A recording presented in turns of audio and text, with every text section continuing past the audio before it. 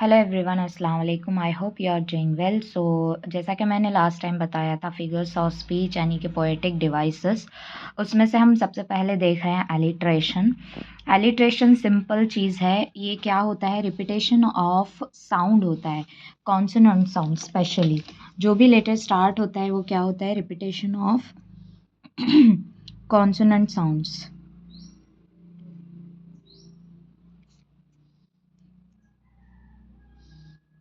Okay, तो ये क्या होता है? Repetition of the consonant sound होता है।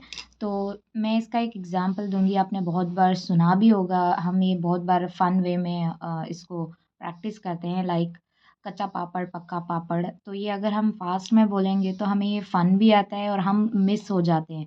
तो इंग्लिश में इसको टंग ट्विस्टर्स भी कहते हैं। जैसे कि आपने मूवीज़ में भी यूज़ किया हुआ देखा होगा। चंदू की चाची ने चंदू के चाचा को चांदी के चमचे से चांदनी चौक में चटनी चटाई। तो देखो यहाँ पे चंदू च च का साउंड रिपीट हो रहा है। नेक्स्ट है और एक खड़क सिंह के खड़कने से खड़कती हैं खिड़कियाँ। ये भी आपने सुना होगा। तो ये क्या है? एलिट्रेशन के एग्जाम्पल है। उर्दू में हम ऐसे बोलते हैं, but in English also it is repetition of the same sound or syllable at the beginning of two or more words।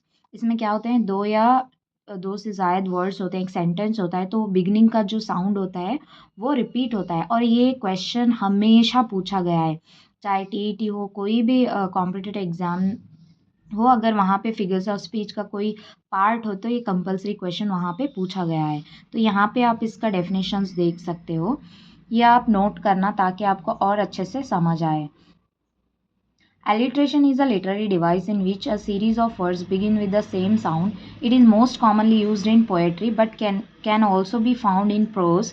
The repetition of the initial sound creates a pleasing effect and can help to emphasize the word and ideas being represented. Being present है। देखो यहाँ पे ये ज़्यादातर तो poetry में इस्तेमाल होता है और कभी कभार प्रोज में भी इसको देखा गया है।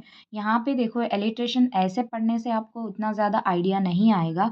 इट इज़ बेटर आप पोएम्स जो दिए गए हैं हमारे सिलेबस में, जैसे 1 to 10 नहीं, 5th से अगर आप 12th तक की टेक्स्ट बुक्स अगर पढ़ रहे हैं तो कंपलसरी आपको ये चीज़ें देखने को मिलेगी। और मैं बार बार यही कह रही हूँ कि आप टेक्स्ट बुक्स को पहले अच्छे से रिवाइज कर लें, जो भी इंग्लिश सब्जेक्ट के लिए अप्लाई करने वाले हैं।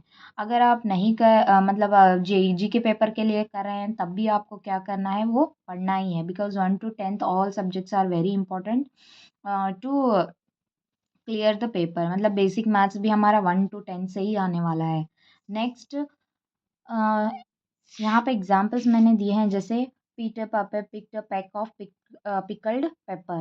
She sells sea shells by the seashore. How high his honor holds his haughty head.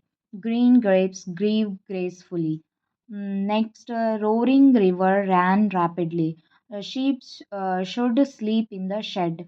The fat cat sat on the mat. Blackbird flew back to their black branch. So देखो यहाँ पे कहीं ना कहीं जो फर्स्ट लेटर्स हैं same हैं और सेम साउंड करते हैं। नहीं, सिमिलर साउंड होता है, सेम मतलब एग्जैक्ट सेम नहीं, या थोड़ा बहुत डिफरेंस होता है, but they starts with the same letter. So these are the example.